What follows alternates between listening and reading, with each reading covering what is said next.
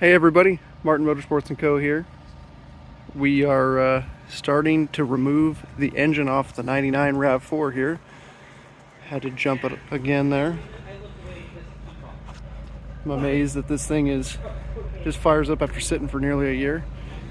But as we can probably see, I'm going to turn the radio off here. She makes some not nice noises. So we're going to fix all that with the 3S GTE swap. All right, so starting off, we're going to be dropping the engine and transmission, or kind of the powertrain unit, by dropping the K member. Here's kind of what you need to look out for. So currently we've already drained the coolant, the oil, and then the transmission fluid, so that way we can undo the lines from the radiator, the transcooler in the radiator, and we won't have as much of a mess when we're undoing the heater core from inside the vehicle. We also still need to evacuate the air conditioning lines. Anyway, saying that for the EPA, this is for legal purposes, that's a joke. Going on with the K member here, what we need to undo is, it's actually pretty cut and dry. It's like this on a lot of different Toyotas. This is kind of the center unit of that K member there. This goes on the vehicle in a couple different locations.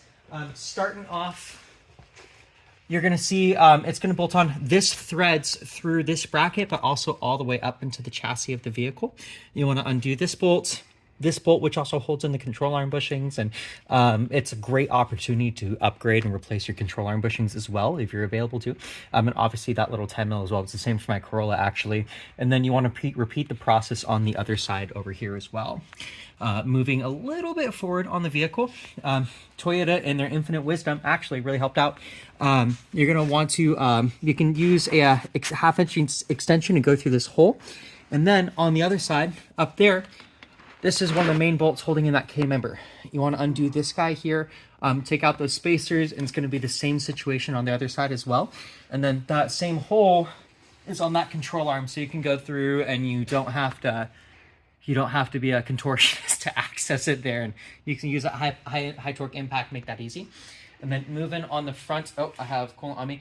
Moving on the front here as well, then you want to go ahead and undo these bolts as well. And it should, in theory, all drop out. So one little hitch we ran into is in the effort to pull the wiring harness, I wanted to pull the sensor right here. At first, the bolt was rounded, and so I wasn't able to get to it from the side. So I ended up pulling the crank pulley off to kind of get the bolt from the top, which worked like a charm. But it turns out I think this is the crank position sensor. It actually, as you can see with how it's shaped here, it half sits under the timing cover.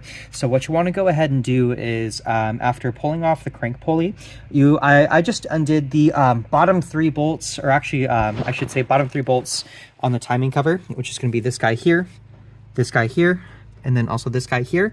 And then I was able to just pull up on the timing cover enough to kind of release the crank position sensor from underneath. Alrighty, so I want to show you guys something, and also use an excuse for my new flashlight with a laser pointer. One thing we kind of ran into for a hiccup here is we're trying to free the wiring harness from the vehicle currently. In doing so, it's kind of snaked in behind the intake manifold. It's an absolute pain. So what we did was we pulled the throttle body here, so that way we could gain better access to just kind of see what was going on here. We have that pulled off, kind of cast off to the side. But on top of that as well, there's this support bracket that runs from the cylinder head to the intake manifold. We're also pulling that, so that way we just have more room to work with, and we can free the harness from the vehicle. In doing so, we have to remove the ignition coil that's towards the firewall. This guy right here, that's not too much clearance, but once we do that, then we can kind of reach down in, get this bolt right here, remove this bracket, so we can free the free the wiring harness from the vehicle. So we have officially dropped the whole K member and everything out of the car. 12 hours later.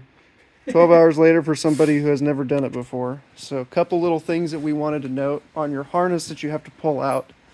There are a lot of sensors in the back here that are very hard to reach. You're going to have to do some creative positions to get to them, but they are doable.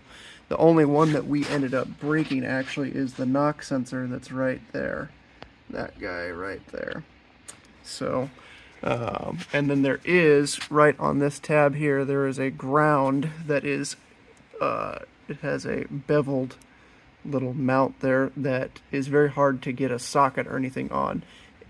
Recommendation is to put the hood as far up as you possibly can and remove the battery tray, so then you can get a 10mm socket down there. The steering shaft will pop out when you drop the K-member by itself,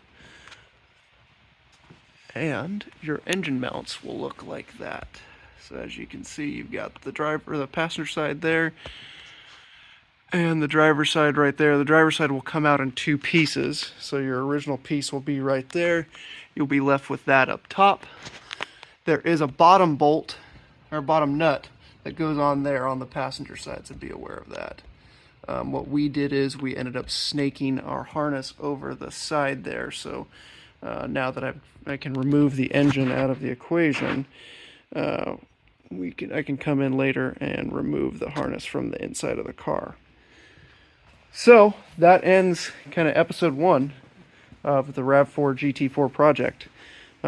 Stay tuned. We're gonna be doing some videos on doing the manual conversion on this, as far as putting the center console in, routing the cables and everything, and then doing the timing belt on the 3S GTE and giving it a health checkup.